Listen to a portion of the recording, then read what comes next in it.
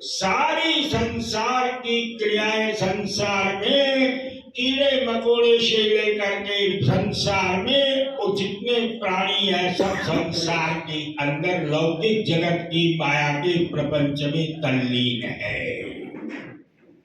गाय भी खाती है, कुत्ता भी खाता है, गधा भी खाता है, बिल्ली भी खाती है, हाथी भी खाता है, शेर भी खाता है, ऊंट भी खाता है, देवता भी खाते हैं, पशु भी खाते हैं, पक्षी भी खाते हैं, ब्राह्मण भी खाता है, हिंदू भी खाता है, मुसलमान भी, स्त्री भी खाती है, पुरुष भी खाता है। ये सब लौकिक व्यवहार है।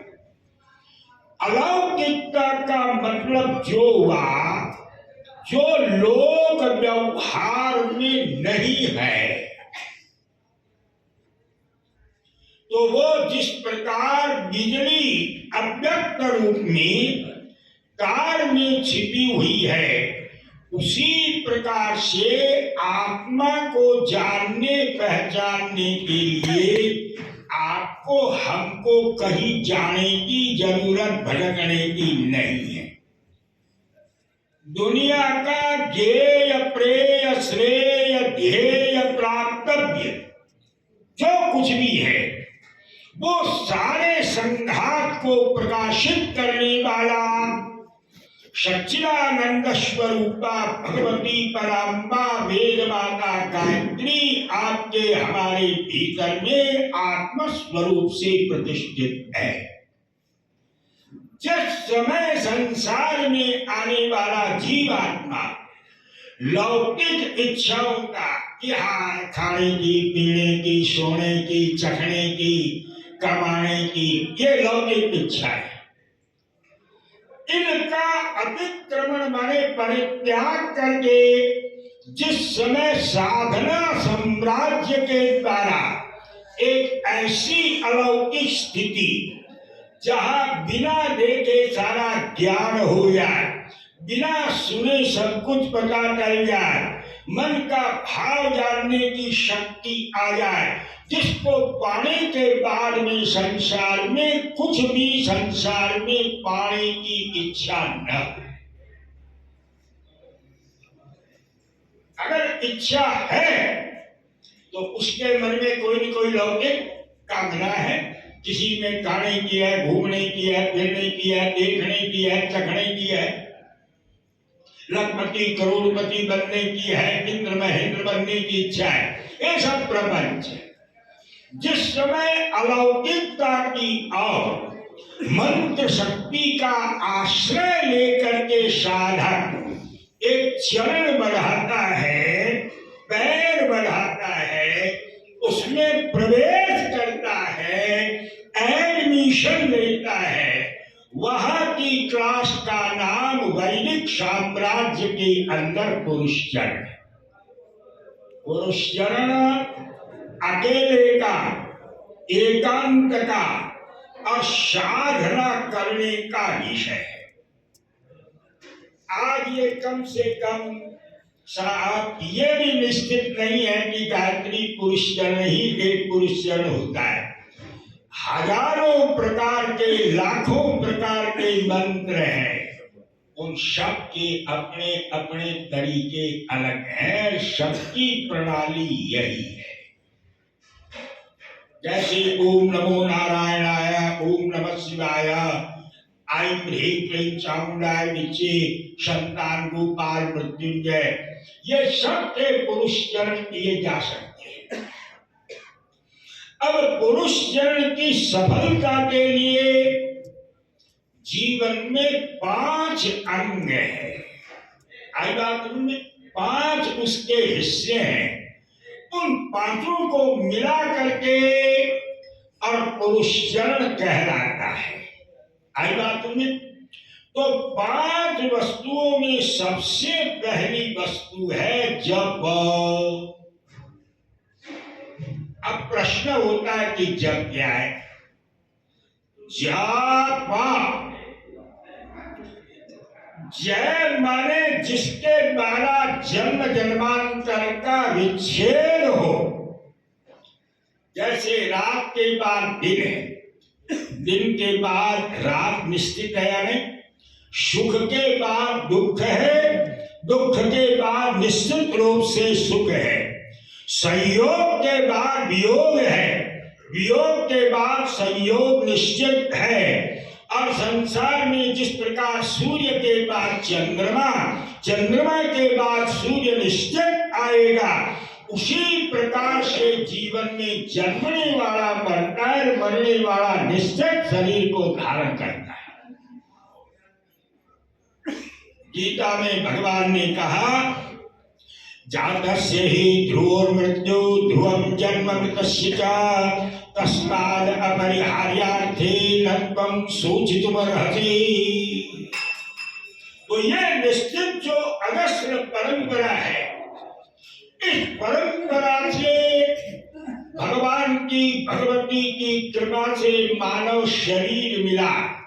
आपका हमारा संबंध कैसे बारंबार जन्मने मरने के दुख से संसार में जीवन सावकाश हो, छुटकारा मिले, इसलिए जब का मतलब जन्म जन्मांतर की अजस्र परंपरा को काटने का एक तरीका। जब दूसरा, जब शब्द में पै है, पै का मतलब पाप की निवृत्ति, पाप का मतलब निषिद्ध कर्म में प्रवृत्ति। आपके हमारे मन में तीन दोष प्रत्येक प्राणी के मन मंदिर में छिपे हुए हैं। एक तो मल दोष, मल माने भीतरी कालिमा, संसार में मन का मैल, काम क्रोध मद लोभ मात्सर्य ईर्ष्या घृणा राग द्वेष छल कपट और पाखंड, ये सारा भीतरी मन का क्या है? मैल है, पाप है। राग का मतलब क्या हुआ? पतंजलि योग दर्शन में लिखते हैं, सुखानुसारी राग, किसी प्रकार का किसी से कुछ सुख भोग लेने के बाद फिर वही सुख भोगने की प्रवृत्ति का नाम, चित्त का तदाकार तद्रूप भाव तद्भावापन्न हो जाने का नाम राग। जैसे दाल भात स्वाद रोटी हलवा खाते खाते दांतों ने जवाब दे दिया, आंख खराब हो गई, लेकिन सोचते हैं कि आज नहीं तो कल खाएंगे। चित्त रंगा बस विवाद कलाकार बना हुआ। दुखानुसारी देश, किसी से किसी प्रकार की प्रतिकूलता का दुख भोग लेने के बाद मन में जो घृणा के संस्कार चिपके हुए होते उनका नाम द्वेष है। आज के 10-20 वर्ष पहले हमारा किसी के साथ मतभेद हुआ, 20 साल बाद गोरखपुर के महेश्वरी भवन में शक्ल देखते चेहरे का आंख और आंख का रंग बदल जाता है। ये द्वेष है। तो हमारे मन में राग और द्वेष है, ये मैल है। दूसरी वस्तु क्या हुई है? मल दोष, विक्षेप दोष। विक्षेप का मतलब होता है चंचलता, मजाल।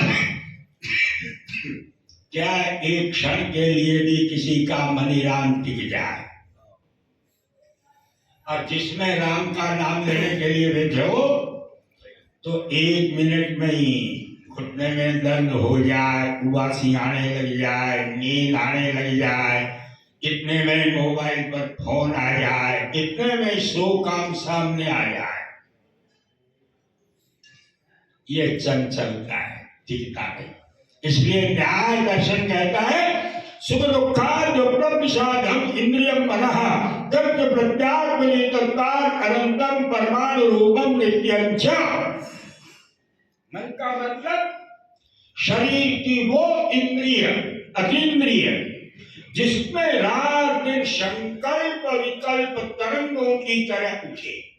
एक मन करता है चलो थोड़ी देर यज्ञ नारायण के दर्शन करने के लिए चलते हैं, दूसरा मन कहता है नहीं नहीं 7 दिन तक ये अनुष्ठान चलने वाला है। आज क्या जल्दी है, कल न कल जाकर के बिहारी परिवार से नजर मिला आएंगे।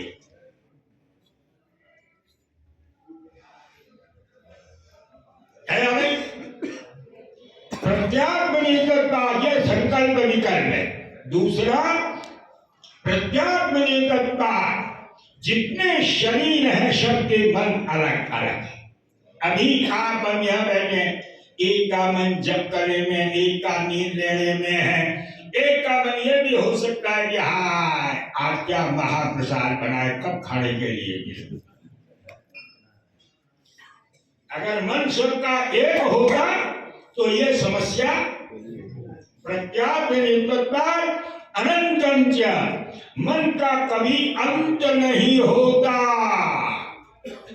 1000 होते ही 10,000 की इच्छा, 10,000 होते ही लाख की इच्छा, लाख होते ही करोड़ की इच्छा, करोड़ होते ही अरब की इच्छा, खरब की इच्छा, इंद्र महेंद्र बनने की इच्छा, कोई अंत नहीं। और परमाणु रूपच्च, परमाणु की तरह अत्यंत सूक्ष्म मन है। आई बात समझ में? तो संसार में मेरे को यहाँ से बंबई जाने में 24 घंटे की यात्रा करनी पड़ सकती है।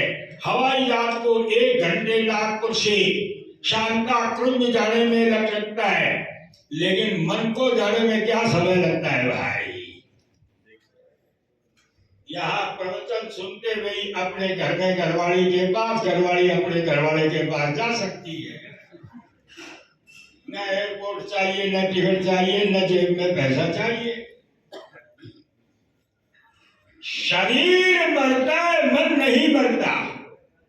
इसीलिए देखो, मरने के बाद भी जैसे जिसके पिछले संस्कार होते हैं वो अमूर्त रूप से प्रवाहित हो करके जीवों के अंतःकरण में रात दिन चलते हैं। जैसे माँ बहनें बैठी है रसोई में, रात को जिसमें घी निकाला उसको खूब गर्म पानी से धोया, लेकिन 1000 बार धो ले हो, उसमें घी के संयोग से आई हुई चिकनाई कभी उससे अलग होगी क्या? किसी में खाने के, पीने के, लड़ने के, वाद विवाद के, तर्क वितर्क के, झंझट झमेले के, चोरी के, डाके के, लूट के, खसोट के, हत्या के, जी हजूरी के, किसी भी प्रकार का मन में जो है ये संसार के अंदर संस्कार प्रवाहित होकर के आती। तो जैसा जिसके पिछले संस्कार लेकर के आता है, बस जीवन में वैसा ही आचरण होने लग जाता है। सीधी सी बात है। तो मद दोष और विक्षेप दोष, तीसरा हमारे मन में सबसे बड़ा दुर्गुण और दोष है आवरण। आवरण का मतलब ढकना। जैसे शरीर है, इसकी चमड़ी इस उपवस्त्र के द्वारा ढकी हुई है। सारा ज्ञान विज्ञान सुख शांति धर्म कर्म जो कुछ भी है उस पर मन में आत्मा पर अनात्मा का आवरण और पर्दा पड़ा हुआ है। धर्म पर अधर्म का है, विद्या पर अविद्या का है, ज्ञान पर अज्ञान का है, शांति पर अशांति का आवरण है, और जीवन में जीवात्मा पर परमात्मा का आवरण। आवरण माने ढका। इसीलिए रोज माँ की आवरण पूजा होती है। शरीर का आवरण हटते ही जो वास्तविक स्वरूप का बोध है, उसी बोध और अनुभूति के विषय का नाम ही संसार में ब्राह्मी स्थिति है और अलौकिक परमात्मा या माँ का मणिद्वीप है। ये इसका अर्थ। तो ये तीनों दोष हमारे मन में हैं, कहीं पार नहीं है। ये मद दोष, आवरण दोष, विक्षेप दोष, यही पाप के रूप में संसार में प्रतिबंध के रूप में, रुकावट के रूप में आपके हमारे भीतर में आवरण किए हुए बैठे हैं। इन तीनों दोषों से निवृत्ति पाने के लिए, मन को सुधारने के लिए आज भी जीवन में मंत्र शक्ति का आश्रय लेकर के वास्तविक स्वरूप का बोध किया जा सकता है। जैसे झाड़ू लेकर के मकान का कूड़ा करकट साफ करते हैं नहीं, दवाई लेकर के रोग की निवृत्ति करते हैं नहीं, अन्न खा करके भूख की निवृत्ति होती है नहीं, जल पीने से प्यास की निवृत्ति होती है नहीं, निद्रा के संयोग से थकान की निवृत्ति होती है नहीं, उसी प्रकार से बारंबार जप करने से जीवों का जन्म जन्मांतरीय अजस्र परंपरा और मन आवरण विक्षेप दोष युक्त मन से मन निर्मल निष्कलंक निरंजन निर्दोष और निष्कपट निष्काम संसार के अंदर जप की क्रिया से हो सकता है। इसलिए भगवान गीता में कहते हैं यज्ञानां जप यज्ञोष्मि। हे अर्जुन, यज्ञों में जप यज्ञ मेरा स्वरूप है।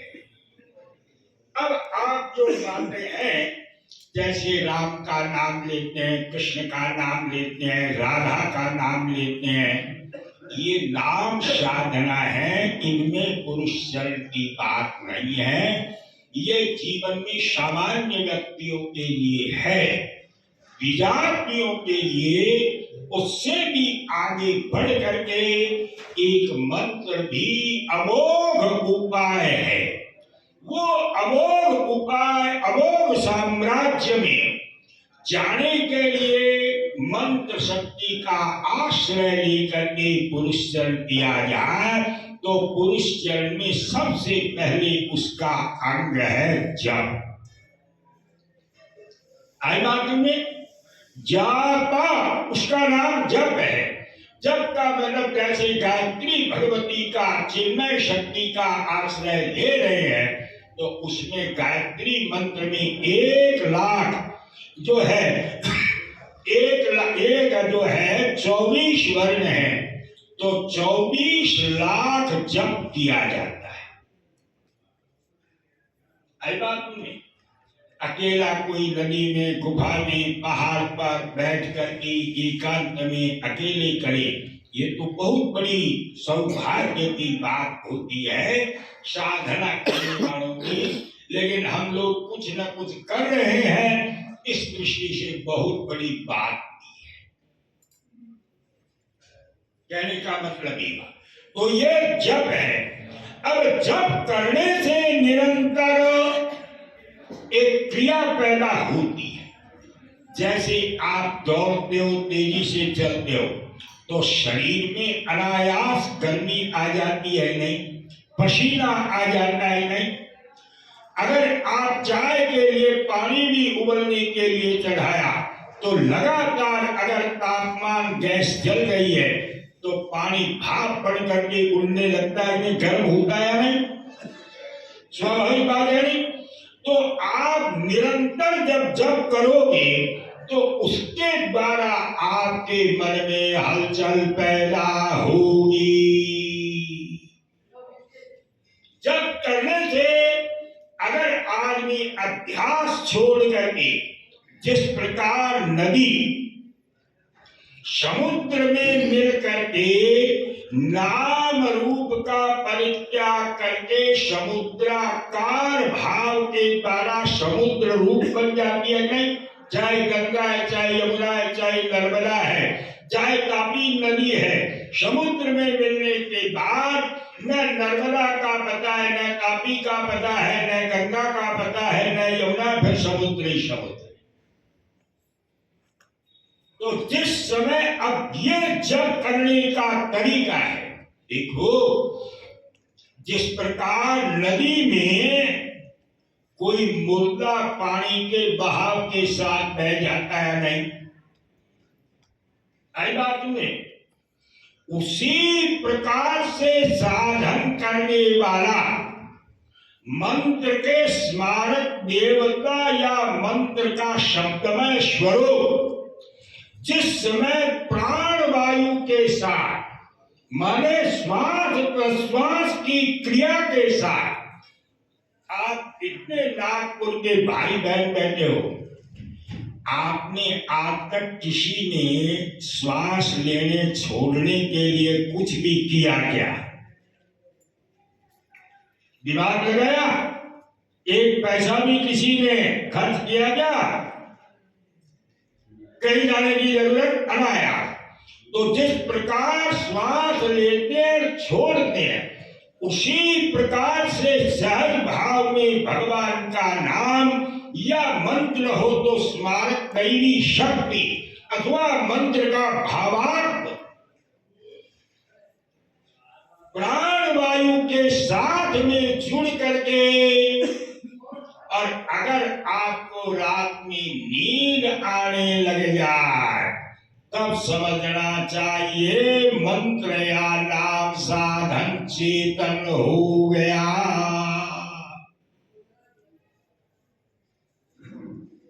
अभी जो हम कर रहे हैं मन मार करके कर रहे हैं, सहजावस्था नहीं है।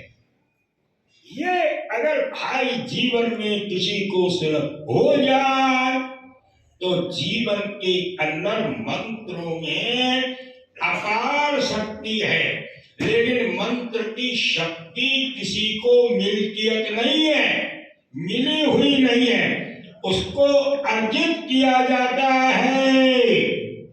किसान को आज तक जमीन पर भूमि पर गेहूं बाजरा मूंग चना, महाराष्ट्र में चीनी गन्ना होता है, कहीं पड़ा हुआ मिला क्या? किसान जाता है, सबसे पहले क्या करता है? जमीन में गड्ढा खोद करके और जैसी फसल लेना चाहता है उस बीज को जमीन के भूमि के गर्भ में छिपाता है। आई बात में मंत्र की शक्ति अगर आप देखना चाहो तो मंत्र को छिपाना चाहिए। आज ये कुएं में नहीं, हवा में भांग है। ये एक भी कोई राम का नाम लेता है तो उसका प्रदर्शन करना चाहता है। कपूर को आग दिखाना है। एक अकाट्य उदाहरण आपको देता हूं कि गृहस्थ जीवन में पति पत्नी के गर्भाशय में संतान के बीज को छिपाता है।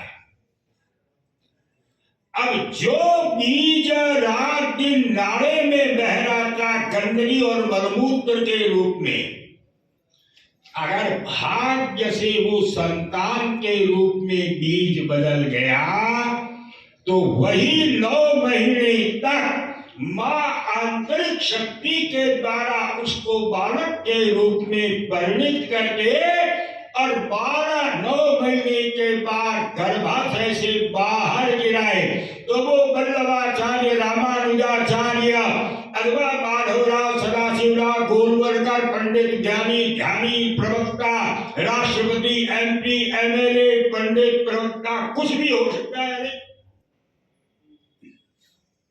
लेकिन गटर में बहने वाले मलमूत्र से कोई बच्चा बदला क्या? किसान क्या करता है? सबसे पहले गड्ढा खोद करके जमीन के गर्भ में बीज को छिपाता है। मंत्र की शक्ति छिपाने से जागती है। अकल्प्य बात है। इसलिए हम लोग गायत्री मंत्र को कभी आपके सामने आज 4-5 दिन आपको सुनते हुए शायद एक दिन भी नहीं बोला। दया दया दया का मतलब एक क्षण के अंतिम चरण के रूप में भविष्य करने का समय हो। छिपाना चाहिए। किसान इतना काम करता है कि गेहूं बाजरा मोर चने के बीज को छिपाता है। छिपाने का फल क्या हुआ? डाला हुआ बीज काल के संयोग से 2, 3, 4, 5, 10 दिन के बाद में अंकुर फूट करके बाहर निकलता है। आई बात में तो छिपाने से मंत्र की शक्ति जागती। इतने पर भी किसान को कुछ मिलता है क्या?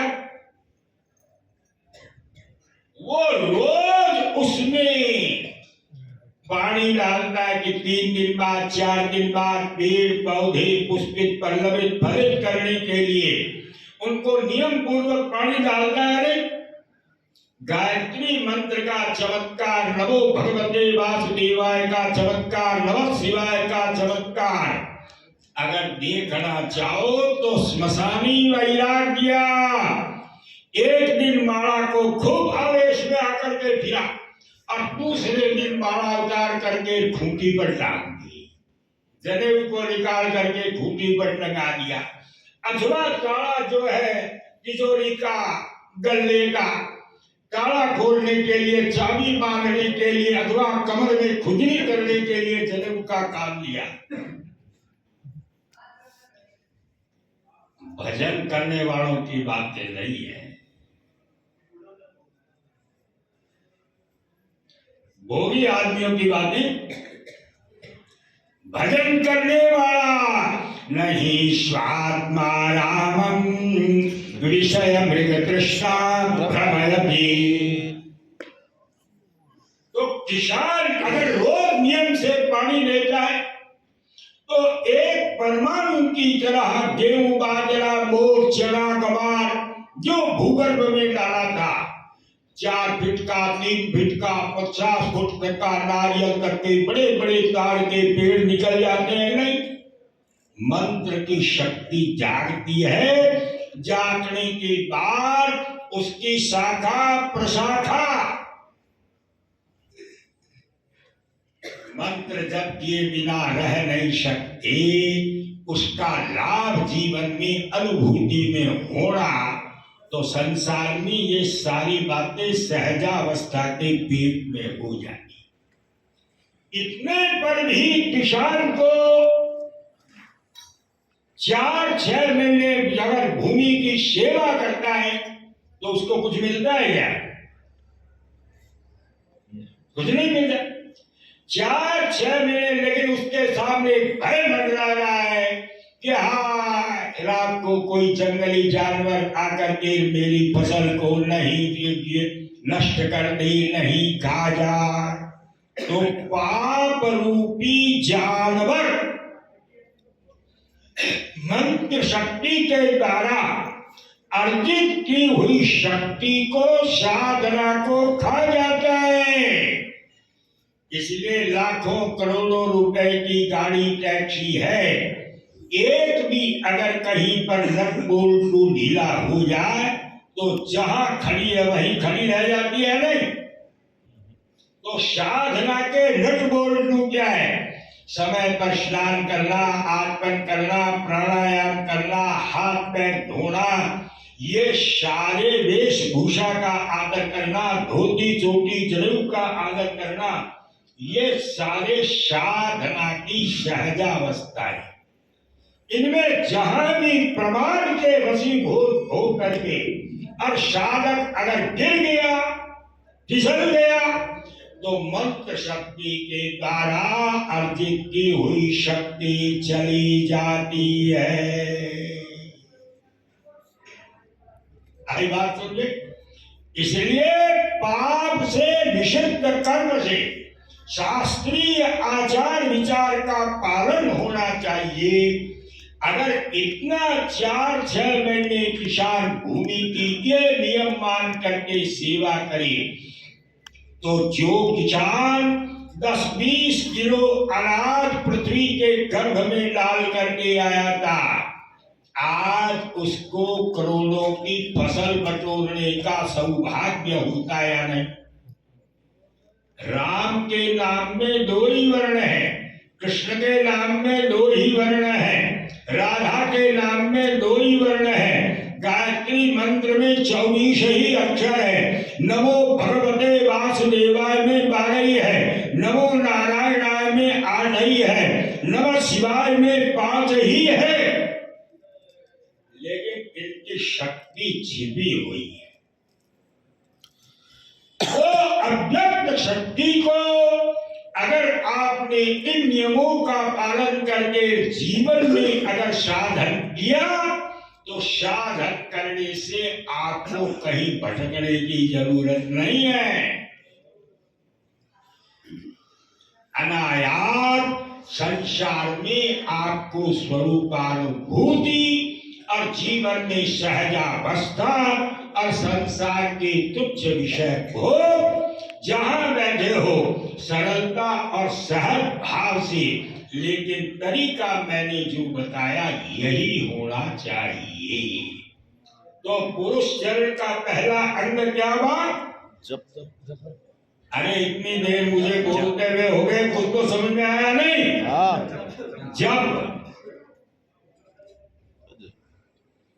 तो कम से कम जैसे गायत्री मंत्र है, अगर किसी को सिद्ध हो गया वेद माता गायत्री की कृपा का एक कण अगर चरणारविंद का किसी को मिल भी गया तो जीवन में फिर बाकी क्या मिलेगा? लेकिन उसको पहचानने का ये तरीका है। तो पुरुष चरण का पहला अंग क्या बात? जप। जप। अब जैसे दूसरा हिस्सा है गायत्री मंत्र की शक्ति जानने के लिए, अभी आपने जो काव्यकार किया ब्रह्मास्त्र स्मरणादेव वाचाम सिद्धि प्रजायते, इसी का नाम ब्रह्मास्त्र है। यही सारी बातें संस्कृत ग्रंथों में लिखी हुई है। तो पहला इसका हिस्सा जो है जप यज्ञ है। अब कल जैसे आपके सामने नया दिमाग बना करके रोज जो यज्ञ करते हैं, ये तिल जो चावल घी मिला करके आग में डालने का मतलब क्या है और जीवन दर्शन के साथ इन बातों का क्या सामंजस्य है, साम्य है, ये कल तुलनात्मक विचार आपके सामने रखा जाएगा। हरि ओम पूर्णमदः